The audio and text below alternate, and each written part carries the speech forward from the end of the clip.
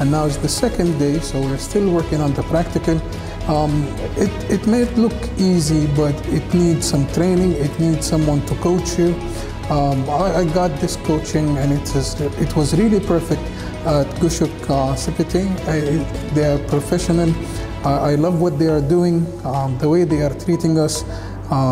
They are so generous with everything, by giving the information or by inviting you for tea and coffee. And even yesterday they offered me lunch, so that is something perfect. I wasn't expecting that, but it's really like a family atmosphere around here.